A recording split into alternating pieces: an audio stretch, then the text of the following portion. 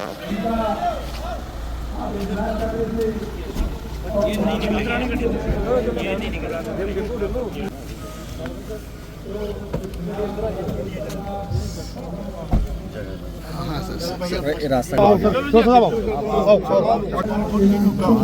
सीधे वो आगे आगे आगे आगे सर रास्ता इधर से चलो कुछ हम चला ले स्वागत करते हैं। मैंने पहले कहा एक दिन के लिए सबको मेरी तरफ से मैं सबका स्वागत करता हूँ। देखो अफसोस इस बात का है कि हम लोग सब एकजुट कर होकर के हम ये स्टेट का दर्जा हम सरकार के आगे अपील करते हैं। हमें सबसे पहले हमें उम्मीद है ये भी स्टेज पर आकर ये हमारे बस्ती के बारे में बोलेंगे। बाकी हमारा ये है कि हमारे 1 किलोमीटर आज दिन तक गवर्नमेंट ने हमारे उधर वो क्रेट नहीं डाले, क्योंकि वो देखते हैं कि हाँ जब बारिश होती से खोलते हैं, हमें बहुत मुश्किल है। हम ये भी सरकार के आगे अपील करते हैं। बाकी हमारे जो गुज्जर भाई हैं, एडमिनिस्ट्रेशन है, जैसे डीसी है हमारा, ये कठुआ वाला एक बस्ती हमारी उधर बनियारी गांव है, उधर गुज्जरों की कम से कम 47 से लेकर आज दिन तक वो अपनी वहां पर ये घर बनाए हैं। आज ये सरकार कह रही है कि उठाओ यहाँ से, चलो घर खाली करो। जब भी टारगेट किया जाता है तो किसी गुज्जर को किया जाता है, ये क्या कौन सी बात है? जब भी कोई भी काम, जैसे देखो PSA लग रहे हैं तो गुज्जरों पे लग रहे हैं। क्यों लग रहे हैं? कि ये टारगेट है, ये अब उठ रहे हैं और ये बहुत हम सरकार के आगे इसकी अपील करते हैं हमारे कि ये भी इसका वापस दिया जाए। 2 दिन पहले ही वो वहाँ से लोगों को उखाड़ा जा रहा है, उजाड़ा जा रहा है और किसी साहब ने डॉक्टर साहब नोटिस लेंगे इस बात का। आशु मोहतरमा आशु राजपूत जी वुमेन्स दिल की बुराइयों से मुबारकबाद देता हूँ कि ये कुटुआ वो चीज है सर कि जिसको कुचला जा रहा है हर एक स्कीम से। जनाब आला जितना इंडस्ट्री एरिया है, जितने भी हमारे, मैं कम्युनिटी का नाम नहीं लूंगा, चाहे वो मेरा जिम्मेदार भाई है, चाहे वो शेड्यूल कास्ट भाई है, चाहे वो मेरा गुज्जर भाई है, सर उनको साजिश के साथ उनकी जमीन को कवर करने की कोशिश कर रहे हैं। मैं जनाब से ये मुद्दाना गुजारिश करता हूं सर कि उस पे देखा जाए। कुछ लोग एक हमारे कठुआ में सर जो गांव जराई बागतली पड़ता है सर, कम से कम 100 कुंबा है वहां जो 50 साल से रह रहे हैं। उन लोगों को इंडस्ट्री वाले आकर बार बार तंग करते हैं। जितने हमारे भाइयों ने, जिम्मेदारों ने वहां जमीन बनाई है, उनको बार बार आके तंग करते हैं। हम जनाब से ये मुद्दाना गुजारिश करते हैं कि जनाब कि उन फैक्ट्रियों को वहां से शिफ्ट किया जाए। मैं जनाब से कहता हूं मुझे वक्त बहुत कम मिला है, मैं एक चीज वाज़ेह कर देना चाहता हूं। जो काम जम्मू कश्मीर के अंदर डॉक्टर फारूक अब्दुल्ला साहब और उमर अब्दुल्ला साहब ने किए हैं, नेशनल कॉन्फ्रेंस ने किए हैं, मेरे बोर्ड लगा दिया स्टेट लैंड, तो जिम्मेदार डर के बेचारा कहता हरियाणा में ले लो। ये हमारे साथ बहुत गैर इंसान, वो सारी कंडी छुटी हुई, ना तो कोई सब्जी होंगी, ना कोई फल फ्रूट होंगे, ना कोई धान ते ना कोई ज्वार होंगी। सारे वो जी सैना है वो सब कुछ खाई जाती। लोग जी रोटी घर बनाते हैं रोटी भी चुपी ले जाते। मेहरबानी करिए एक ऐसी प्लानिंग बनाओ जिसे कहना से हनुमान की सैना ही आखो और भाई हूँ कोई 5 साल थोड़ा पिछे रहो ताकि असी बचीए, नहीं तो काम खराब ही है। सर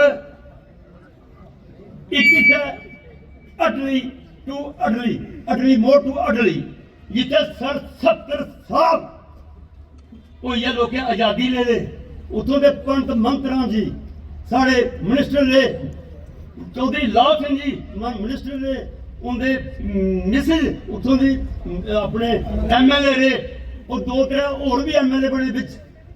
सर मीं समझ नहीं आई कि हटली के लोग केह् गुनाह कीते रहा जिंदे अज तक लुकनी पई। अज तक 70 साल की लुकी ही नहीं सर। मेहरबानी करो सर, एक ध्यान च रखना। दूआ नंबर, अज कैप्टन साहब ने बरवाल की गल्लां कीतियां, लेकिन ये जसरोटा कॉन्स्टिट्यूंसी और इत्थों का MLA भी जसरोटी आ। लेकिन सवाल यह है जसरोटे का जो बादशाह बनेगा, लेकिन जसरोटे जो बड़ा बड़ा तलाब जनाब ने भी दिखे एडा तलाब होना ये किराया गुना ज्यादा है। वो सुके का पेदा सर पानी है नहीं, एक बूंद पानी नहीं है। मेहरबानी करिए उस तलाब च पानी दिता जा और उत्थे एक ऐसा टूरिस्ट स्पॉट बनाया जा जिहदे सारे पूरे इलाके के लोग उस जगह जान। उत्थे बेबहा जमीन है। मेहरबानी करिए उहदे बारे जरूर सोचना हो सर। साढ़े इस इलाके ऐसे ऐसे मुड़े नौजवान प्लेयर मैं तो हैरान होइया फड़ी है। एक गरीब लड़का उमेश कालीगढ़ी का और एक बबलू इत्थों हीरानगर का, इत्थों मैच खेलते खेलते सर गए कठुआ शुरू हुए, जम्मू पुज्जिए, जम्मू का हिंदुस्तान पुज्जिए, हिंदुस्तान का वो 3 कंट्रियां चलिए, ऑस्ट्रेलिया इंग्लैंड वगैरह। लेकिन बड़ा एक अफसोस है, एक गरीब आदमी उमेश इतने आया भी है हथ खड़ा करा भाई अदर अजा सामने, उसने रशिया की जाइए सर 2 गोल्ड मेडल जीते और दूसरे बबलू ने भी। मैं हैरान फड़ी है कराया ना है असें सर कुछ बंदे साथी मिली मुड़ी है उसी जो भी साढ़ा होया असें किराया बड़ा दिता। ये लै रहा यार जहाजा की टिकट लै ते जा। लेकिन जी ये पिछली गवर्नमेंट और जेडे MLA सर एक गल सुनने वाली है, एक MLA को 20 बंदे गए, MLA साहब ये गरीब आदमी है थोड़ी बरादरी का, इसकी मदद करो उत्थे जाना। उन्हें आखा मेरे को 200 रुपया सारा ये बस तो मैं मेरी जेब जी है वो खाली हुई भाई तो मेहरबानी तेरी। वो चली जाए बेचारे 20 आदमी। हाँ इधर आओ उमेश इसको लाओ। अच्छा दूसरा सर ये बबलू जी ये लड़का जी उमेश बैठो बैठो नीचे बैठो कोई बात करना। ऐसे पहलवान ऐसे नौजवान जेडे साड़ी इस धरती में पैदा होए लोग और बड़े बड़े शौककार को गए, उन्हें आख्या साढ़े को पैसे नहीं अरबपति आदमी सर उसने आख्या और उनके पिंड का मैं शर्म गल कर रहा। उन्हें आख्या मारा मैं पैसा दिंदा तो मेरे को रोना कख नहीं, मैं बड़ी मुझे पैसे किट्ठे करी मैं अपने को रखना, मैं कुछ ये पैसे दे उड़े तो मेरा घर खाली हो जाए जिनके 200 रुपये दिता सर। चलो बड़ी मेहरबानी सर उनकी। सर डिंगा अंदर किए तंग उधर बच्चे परेशान, उधर हाई सेकेंडरी स्कूल नहीं है, घट से घट भी 50 पिंड होने सर 50 पिंड वो नहीं है हाई सेकेंडरी नहीं है।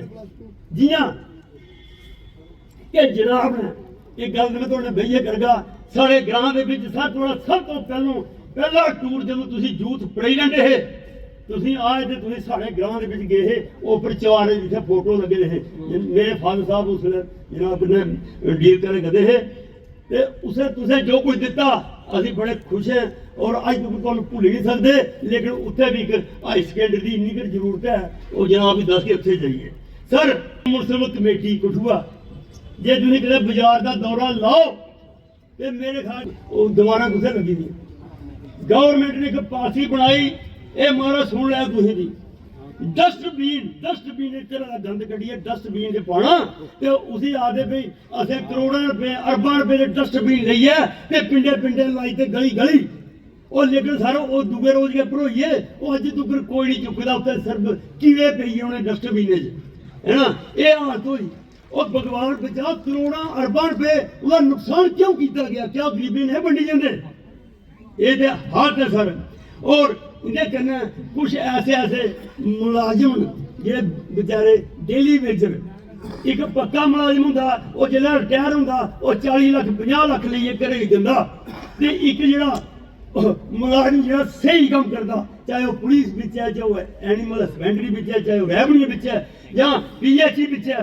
लेकिन सर वो बगैर पेंशन के जो घर जो उसकी रिटायरमेंट होंगी वो घर के करता वो एक अद्धा किलो पकौड़े ते अद्धा एक अदिया लेना घर अदिया वो आला मारा मैं ये पिए जाइए रोंदा घर जाइए ते मारा मिगी पेंशन तो नहीं मिली पर चलो मेरे भरा एह्दा पकौड़े खा लै अपनी जनानी खाता पकौड़े खा लै ते बाकी मेरे पल्ले कक्ख नहीं है। अफसोस है जी एक बंदा 40 लाख रुपए लेइए जाएगा एक घर अपने पकौड़े लेइए जाएगा।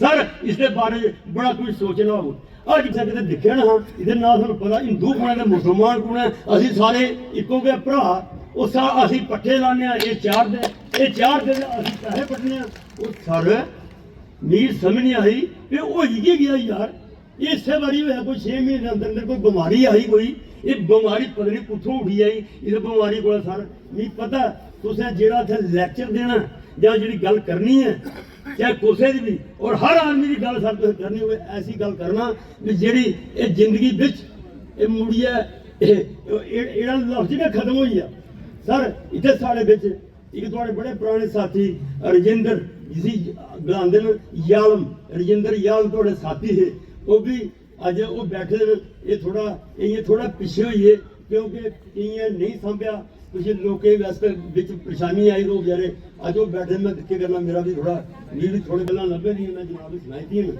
लेकिन सब तो पहली गल है और लास्ट सर इन्हें लोगों का एक भाईचारा बनाने वास्ते एक ऐसा पैगाम दो इन्हें वो गल के भुली जा वो जी गल्लां लोग चाहते ते मैं असीं भी चाहते जनाब घड़ी का पता नहीं ना साड़ा ते ना कुसै दा लेकिन एक ऐसा काम करना जिहड़ा सारी जिंदगी वो चेता रहे जियां शेख साहब ने काम किए आज शेख साहब का नाम पूरे हिंदुस्तान नहीं पूरी सामान लेके ना जो आपने पढ़ा है मेरे घर आए मैं मंत्रियों से आपको मिलाऊंगा और हम आपके काम को धन्यवाद जी गल्लां मैं कीतियां ने इन्हें आख्या भी 4 दिन दे विच मैं तुहानूं बुलागा और थोड़े जेड़े भी मसले हैं वो उत्थे मैं मंत्री की बुलाई है उत्थे बेहियै इहड़े मसले साफ करागा भाई ठीक है फारूक साहब मैं अलग अलग कंट्री च खेलन गया डिस्ट्रिक्ट च खेलिया स्टेट खेलिया उसके बाद नेशनल खेलिया उसके बाद इंटरनेशनल गेम खेलन गया थाईलैंड 2 बारी गया 2 बार एक बारी कतर गया दोहा कतर एक 2 बारी रशिया गया एक बारी इंग्लैंड गया उन्हें पिछले 2 महीने पहले और भी एक दुबई भी गया तो मैं तुहानू दसना चाहना कि मैं 21 गोल्ड मेडल लियांदे 21 गोल्ड मेडल हिंदुस्तान से लियांदे 2 सिल्वर मेडल लियांदे एक बिल्कुल डेंटी पेंटी का काम करता है फादर भी इतने बैठे रहे होने ना ये रवि कुमार उनका बेटा एक ऐसी मुड़ा है ये वार्ड नंबर 16 मजोत्रा मुड़ा है ये भी मुड़ा ये साढ़े जेडे बैठे दे डिस्ट्रिक्ट प्रेजिडेंट साढ़े श्याम नारायण मेहता जी ये रब का रूप न इन्हें अपने पैसे जेबा कट्टिए दिते और भी जिन्ने भी पट्ठे वाले है बाकी लोग ये सारे फोन करिए खुद जाइए इस मुड़े की मदद करिए दुआ कतर इस बच्चे ने अपना जोर दसिया और हिंदुस्तान तक एक गोल्ड मेडल दुआ कतर का लिया 2 गोल्ड तो मैं चाहना कि जेड़े इत्थे साढ़े डिस्ट्रिक्ट कठुआ के एथलीट न अज तक साढ़े एथलीट के साढ़े स्पोर्ट्स कोई भी बच्चा किसी भी गेम च कोई खेलता है साड़ी सरकार साढ़े लोग साढ़े पॉलिटिकल लोग साड़ी सपोर्ट नहीं करते जिला कठुआ साउथ और कठुआ नॉर्थ बनी असें लड़ाई लड़ी डॉक्टर साहब मैं लड़ाई लड़ी असें कठुआ लड़ाई लड़ी इलेक्शन कमीशन कन्नै डिलिमिटेशन जेह्ड़ी सानू मिली असें एह् कठुआ नॉर्थ तो जसोड़ा कॉन्स्टिट्यूंसी बनाई है उन्हें अस तुसीं दस सकने कि जसोड़ा कॉन्स्टिट्यूंसी असें लोकें बनाई मेरा प्रूफ दे के तुसीं सुनी और मैं देखता हूं कि आपकी मुसीबतें इतनी बड़ी हैं कि बयान नहीं किया जा सकता।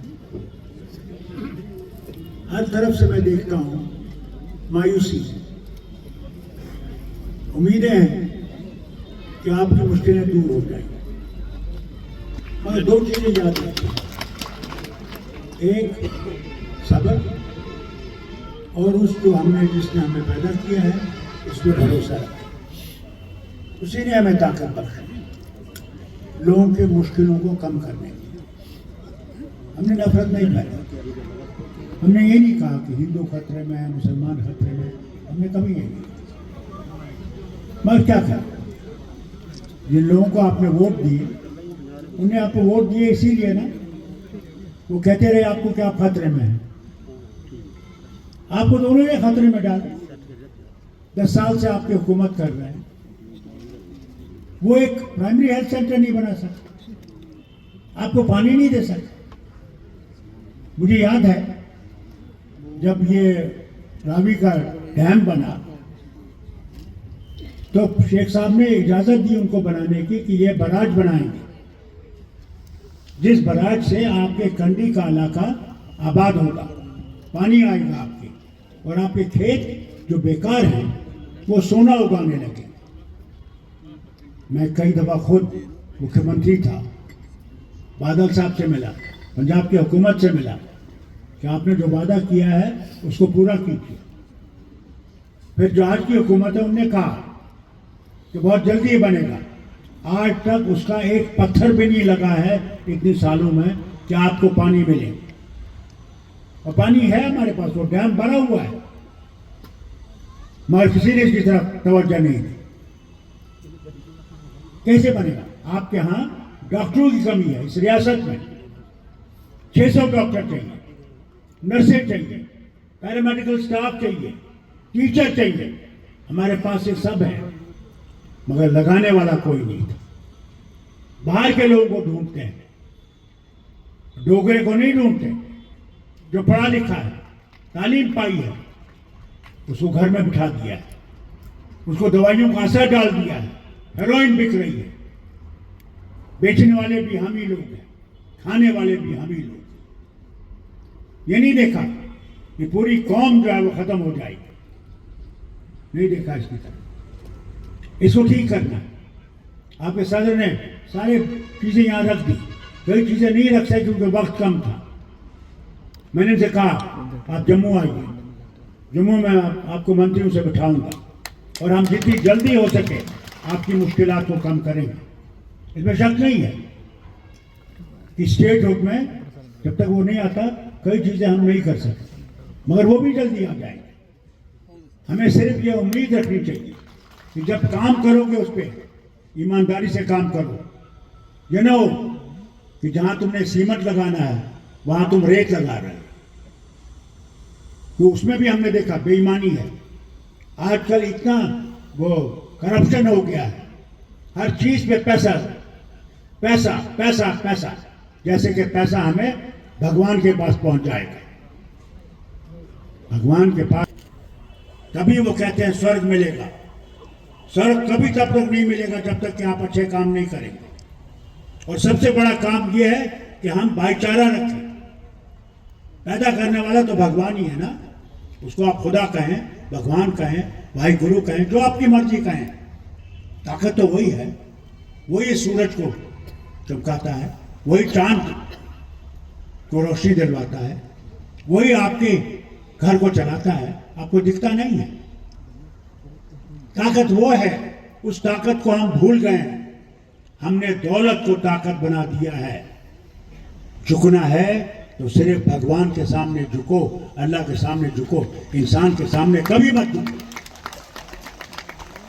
इंसान आज है कल चला जाएगा, वो बाकी सब मिट जाएगा। इसे आपसे कहते हैं गलतियां हुई बहुत, इस हुकूमत में कम गलतियां नहीं थी। यानी मुझे बताइए दरबार में क्यों आ गए और किसी ने आपने बात की नहीं। उस वक्त आपने लड्डू खाए, थालियां बजाई, नारे मारे, ये कश्मीर के लिए है। अब जब आपकी जमीनें जा रही जो आपको 75 साल से मिली हुई है, आप एक घर लौटा रहे हैं, आप वो घरों से निकाल रहे हैं, आपकी नौकरियां बाहर वालों को दे रहे हैं, यही तो था। महाराजा हरि सिंह पागल नहीं था। महाराजा हरि सिंह ने कानून लाया था, तब हिंदुस्तान पाकिस्तान नहीं था। उसको डर था कि डोगरे जो हैं गरीब हैं और पंजाबी जो हैं बड़े अमीर हैं, वो इनकी जमीनें ले जाएंगे, इनकी नौकरियां ले जाएंगे, और ये कहां जाएंगे। तब उन्होंने 1927 में कानून लाया था। ये वही कानून 370 में तब्दील हुआ। 35A में क्या था कि पहली नौकरी पहले यहां के बच्चे को मिलेगी, यहां के बच्ची को मिलेगी। आज पहली नौकरी आपको नहीं मिलती है, बाहर से लाए जाते हैं, बसाए जाते हैं, आपकी डोगरी जबान में कितने लोग बोलने वाले आज रह गए। मैंने 96 में कानून लाया था कि जहां डोगरी बोली जाती है वहां स्कूल में डोगरी पढ़ाई जानी चाहिए। जहां पंजाबी लोग हैं वहां पंजाबी पढ़ाई जाए, जहां कश्मीरी है वहां कश्मीरी पढ़ाई जाए, जहां ये गुज्जर और बकरवाल है इनकी जबान पढ़ाई जाए। क्योंकि आपकी पहचान आपकी जबान से है, आपकी पहचान सिर्फ इंसान होने से नहीं है। जब आप कहते हैं मैं डोगरा हूं तब आपकी पहचान है। और डोगरा सिर्फ हिंदू नहीं है, मुसलमान भी है, सिख भी है, ईसाई। जो यहाँ के रहने वाले बाशिंदे वो सारे डोगरा हैं। और हम लोग अंग्रेजी और हिंदी बोलने लगते हैं। डोगरी तो हमने अब बस बंद ही कर रखी है बक्स के अंदर। आपकी निशानी डोगरी है, डोगरी को बोला करो। तुम्हारे बच्चे अगर अंग्रेजी कहने को बंद कर, डोगरी में मैंने नाल गल कर, तब हम मानूंगा कि आप लोगों ने अपनी जबान को ऊपर उठाया है। आपने तबाही देखी, मुसीबतें देखी, नाले हैं आपके, पत्थर उससे निकाले जा रहे हैं, रेत उससे निकाली जा रही है। जरा एक चमचा आप निकालो, जैसे इन्हें फरमाया गुजरात और राजस्थान और बाकी पंजाब वगैरह जा रहा है, आपके लिए कुछ भी नहीं। यहां तक ये देखिए हमारे पास बिजली नहीं, और हमारी बिजली लेफ्टिनेंट गवर्नर साहब ने राजस्थान को दी, हमारी बिजली यूपी को दे दी। हम लोग कहां जाएंगे, कहां से लाएंगे? ये नहीं सोचा, ये सोचा नहीं हम मालिक हैं। अरे जी इनका भी पट्टा गोल होगा एक दिन, आप देखते जाइए। वो ऊपर वाला जो है वो इंसाफ करेगा। हाँ जरूर वक्त लगता है, इंसान कहता है अभी होना चाहिए, इसी वक्त होना चाहिए। उसके हाँ याद रखिएगा, हमें लगता है देर है, देर नहीं है। वो इनको मौका देता कि बदलो। अभी इस गांव में गए थे, मैंने आज एक का वीडियो देखा सईद चौधरी का, मुझे मालूम नहीं था। वहां 75 साल से लोग रह रहे हैं और उनको वो हटाने की उन्होंने नोटिसें लगाई। अफसोस है मुझे इस डीसी पे, ये क्या करेगा जब भगवान के पास जाएगा और ये जहन्नम के अंदर जलेगा जो ये जुल्म कर रहा है। उन्हें ये याद रखना चाहिए कि लोग हैं और भगवान जो है, अल्लाह जो है वो मंदिर में नहीं है, न मस्जिद में है, वो लोगों के अंदर है। कहा क्यों ढूंढते हो उसको जमीन और आसमान की गर्दिश में, अगर वो तुम्हारे दिल में नहीं वो तुम्हारे लिए कहीं भी नहीं।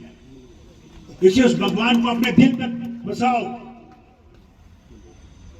जिस दिन तुम्हारे दिल में भगवान बस जाएगा, तुम्हें किसी धर्म का बुरापन नहीं दिखेगा, तुम्हें सब धर्म अच्छे दिखेंगे।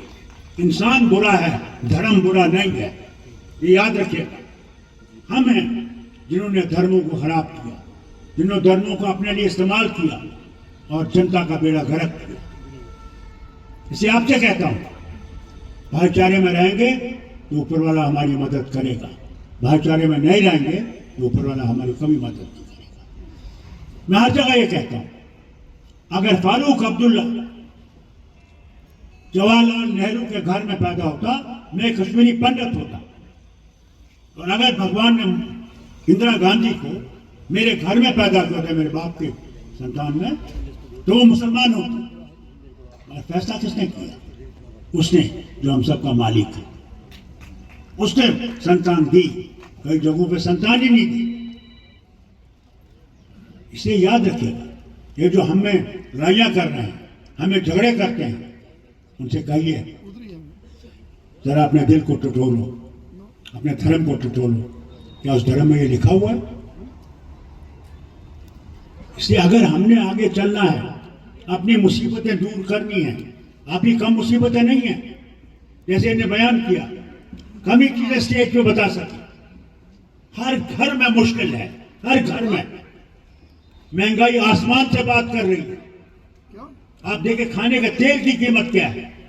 मैं खुद शुगर का पेशेंट हूं, मैं इंसुलिन करता हूं, मुझे इंसुलिन 700 रुपए का वो एक मिलता था, वो इंजेक्शन जो उसमें 10-15 इंजेक्शन आते हैं, आज वही इंसुलिन 1200 रुपए का हो गया है। कहां से वो गरीब आदमी खरीदेगा उसको? दवाइयों की कीमत देखिए आप क्या है। जिसने गुर्दा बदलाया होगा, जैसे मैंने बदलाया, मेरी बीवी ने मुझे अपना गुर्दा दिया जिसमें मैं जिंदा हूं, और जो ये गुर्दा बदलाते हैं उनको जो दवाइयां खानी पड़ती है, मैं कभी कभी हैरान हो जाता हूं कि वो गरीब आदमी कहां से लाएगा।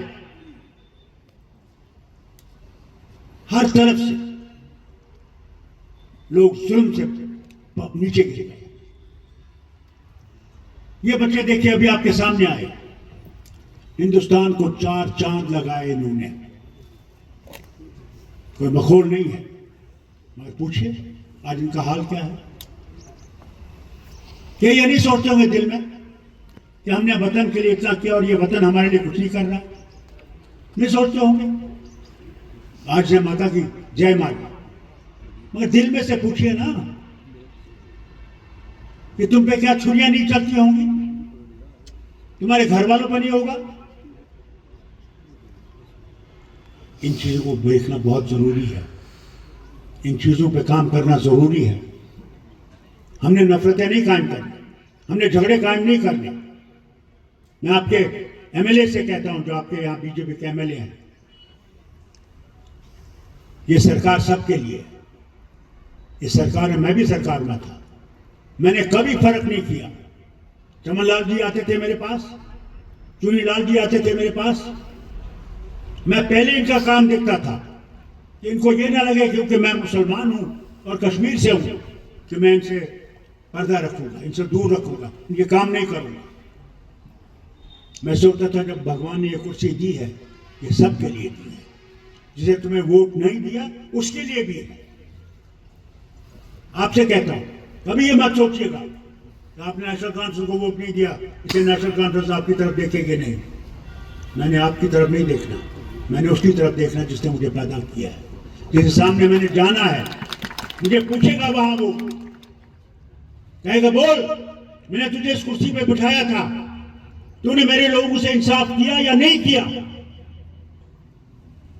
वहां आप पूछने वाले नहीं होंगे, वहां पैसा नहीं चलेगा, वहां सिफारिश नहीं चलेगी, वहां मुझे बाप नहीं बचाएगा, माँ या बहन या भाई नहीं बचाएगा, दोस्त नहीं बचाएगा।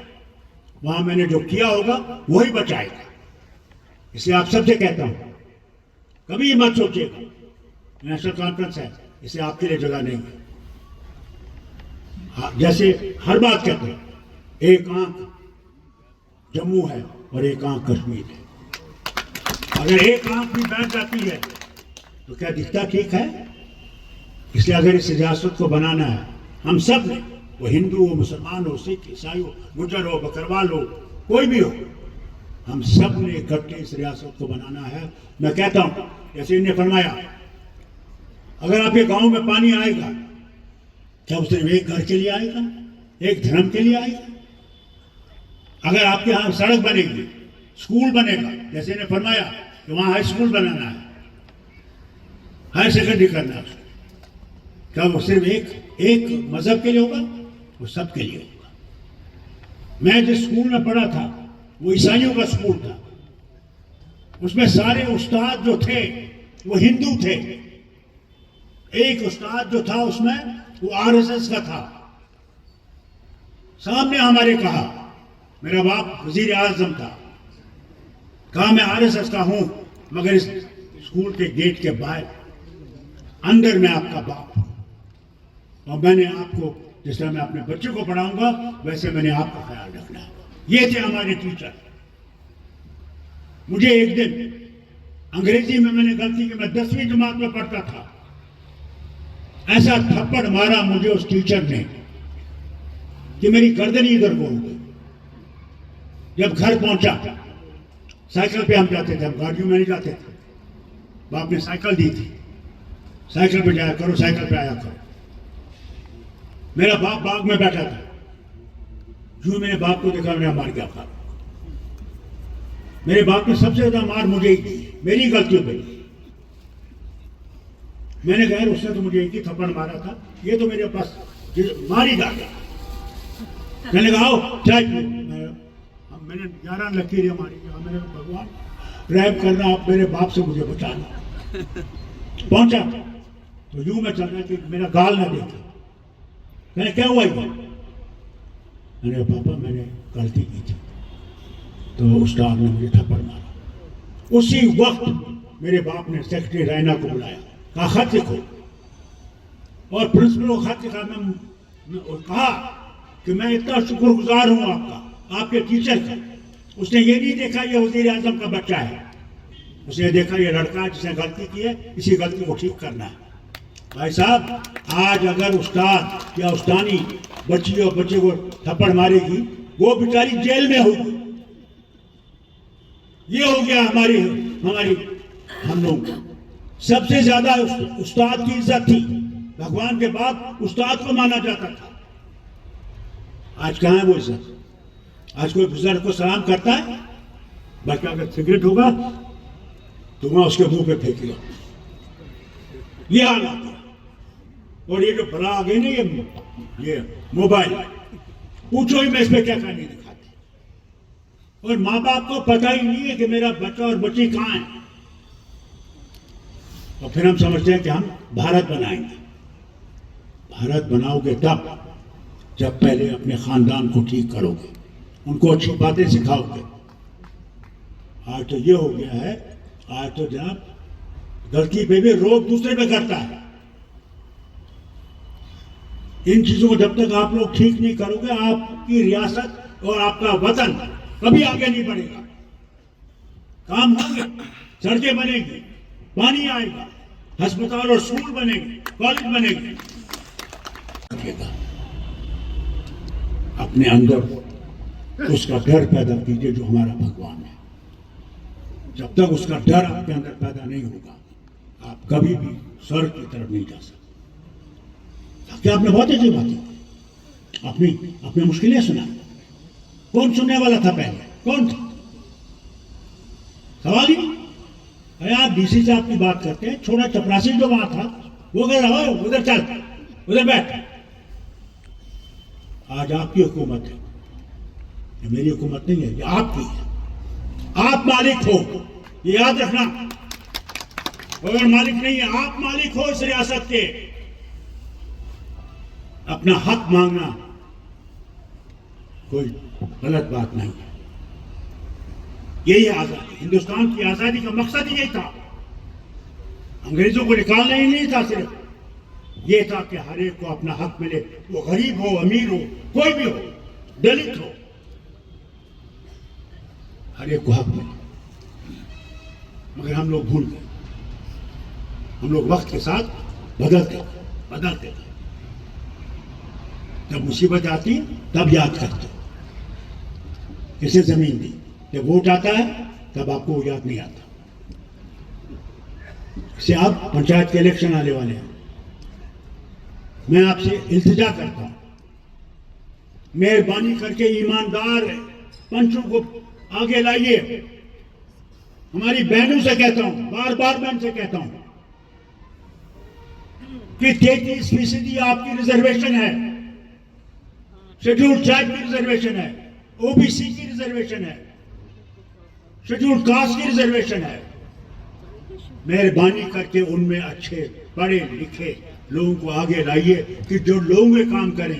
ये नहीं, मैं 96 में आया, 8 सीटें मुझे अपर हाउस की थी, 6 मैंने जम्मू को दी, सिर्फ 2 कश्मीर के लिए रखी।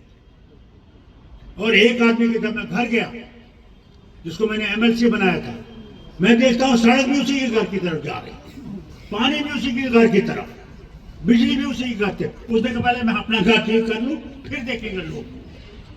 ऐसे लोगों को लाइए जो अपना घर कुर्बान करेगा लोगों के लिए, उनको लाइए, तब बात बनेगी। और जो करप्शन है इसके खिलाफ आवाज करें। लेने वाला भी बेईमान और देने वाला भी बेईमान, दोनों चोर। गरीब कहां से लाएगा? मैं वजीर आला था, बिजबारे में तकरीर कर रहा हूं, बच्चे खड़े हो गए मेरे सामने, कहने डॉक्टर साहब माफी चाहते हैं, हम आपसे बात कर रहे हैं। मैंने कहा बोलो क्या है? कहा जनाब हमारी पुलिस में भर्ती थी, 60 80 हजार हमने दिए हैं, ना हमें नौकरी मिली ना हमें पैसा वापस मिला। दोनों अफसर मेरे सामने खड़े थे, मैं नाम नहीं लूंगा। उसी वक्त स्टेज से मैंने उनको सस्पेंड किया। फिर इनके दोस्त आए, यार आए, जनाब रिश्तेदार आए, और ऐसे चोर थे वो कि जब वो बड़े बड़े ओहदों पर भी पहुंचे उन्हें चोरी नहीं छोड़ी।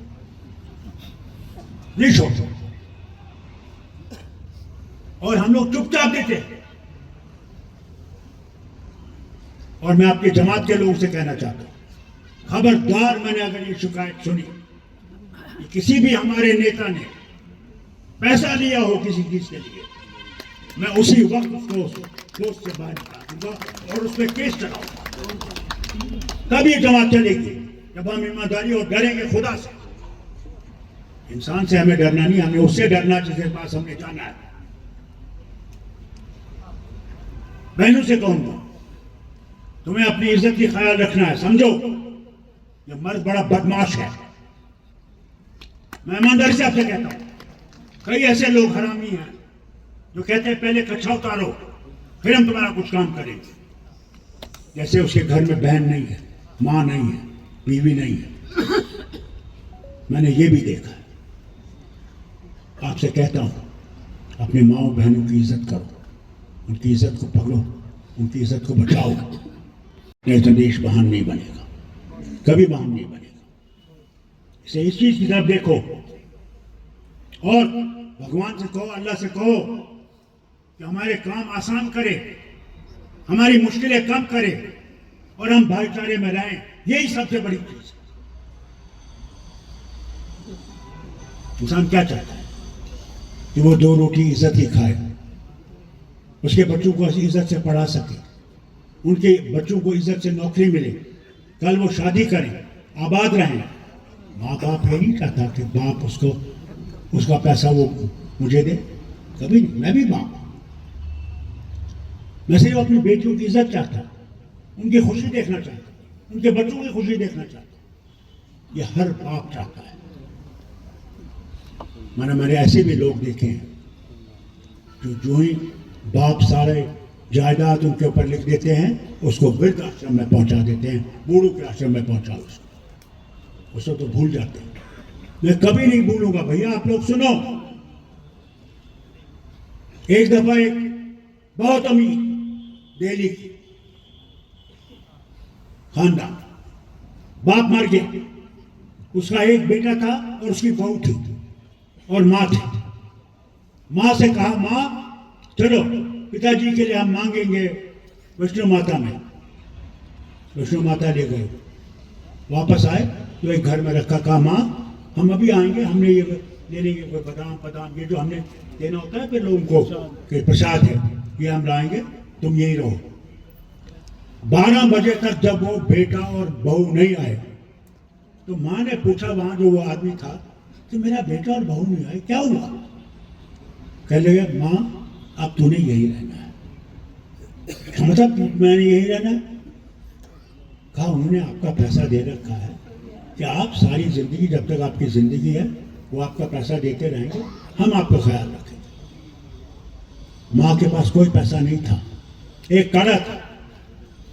उसने कड़ा निकाल के कहा, बेटा ये कड़ा ले ले, बेच के बाजार में मेरी टिकट लिया दिल्ली की। उसने कहा माँ इस वक्त 12 बज गए हैं, इस वक्त कहाँ से मैं इसको बेचूंगा, टिकट लाऊंगा, कल सुबह करूंगा। इतना ईमानदार वो आदमी था, उसने टिकट लाई, जो बचा पैसा उसको दिया और उसको रेलवे स्टेशन ले गया। जब ये घर पहुंची दिल्ली, वो बेटा और बहू तो बड़े खुश थे कि हमने माँ को तो लगा दिया उधर को, और चल दिए शिमला हफ्ते को छुट्टी मनाने के लिए, खुशियां मनाने के बाद हमने बेड़ा गिरफ्तारी किया। जनाब माँ भी इतनी चालाक थी, अक्लमंद थी, उसने बुलाया जनाब एक संस्था को, जिस संस्था को उसने कहा, उनके जब आए लोग, उन्होंने कहा देखिए मैं ये सारी जायदाद, करोड़पति था, सारी जायदाद जो है मेरी, मैं इसको देना चाहता हूँ, आपको देना चाहता हूँ। सिर्फ मुझे एक कमरा, एक बाथरूम और एक जो मैं जहाँ मैं खाना पकाऊंगी वो मुझे रख दीजिए, जब मैं मर जाऊंगी ये भी ले लीजिएगा। और बच्चों का सामान जो है वो ऊपर से कमरे में बंद कर दिया। अब वहां नया चपरासी था बाहर, जो ही आप बड़े मौज से आए शिमला से घूम घाम के गाते पाते ये वो, जब गेट पे पहुंचे खोले दरवाजा, तुम कौन हो? तो वहां था ड्यूटी पे, उसने तुम कौन हो? कहा मैं यहाँ का चपरासी हूँ, मैं यहाँ का रखवाला हूँ। आप कौन हो? हम यहाँ के मालिक हैं। उसने आप यहाँ के मालिक वालिक नहीं हो। क्यों? उसने कहा जब उन्होंने लड़ाई शुरू की, उसने कहा जी यहाँ एक बूढ़ी माँ बैठी है, उससे बात करो। अब तो उन्हें पता था कि हमने तो खतरा में उसको छोड़ दिया है। जब कमरे में पहुंचे देखा माँ, तो दोनों चीजें उसके पाँव पे पड़ गए, आंसू ये वो लटरम पटरम जैसे हम लोग करते हैं। माँ ने कहा बस बेटा ये तुम्हारा सामान रखा हुआ है और जाओ, मेरा नाता आपसे कुछ भी नहीं। ये है दुनिया जिसमें हम रह रहे हैं, याद रखो। ये आज नर्क बन गई है दुनिया, नर्क। इंसान इंसान का दुश्मन हो गया है, बहन भाई दुश्मन हो गए, माँ बाप के दुश्मन हो गए। कैसे आगे बढ़ेंगे? कैसे भगवान आपको पानी भेजेगा? क्योंकि हम उस तरफ जा रहे हैं जो भगवान के रास्ते से बिल्कुल दूर है। अगर आपने फिर से अपने घर को, अपने वतन को आबाद करना है तो भगवान के रास्ते पे वापस आओ। जिस दिन तुम वापस आ जाओगे, आप देखना भगवान आपके लिए वो खुशियां पैदा करेगा जो आपने कभी नहीं देखी होंगी। से वो कर, बाकी हमारा काम है, हम वो करेंगे। कहीं थोड़ा सा वक्त लग जाएगा, माफी करना, क्योंकि स्टेट फूड नहीं है। वहां मत लगा जहां लोग बसे हुए हैं, क्या उनको अपने केमिकल से मारना है? इंशाअल्लाह मुझे उम्मीद है कि उमर साहब की हुकूमत और ये जमात आप लोग की मुश्किलें दूर करेगी। बस सिर्फ आपसे एक चीज चाहता हूँ, प्रार्थना करना, जिसको भी तो मानते हो कि प्रभु हमारे रास्ते आसान करे, हम आपकी मुश्किल को दूर कर सकें और आपके लिए एक जन्नत सचमुच बना सकें।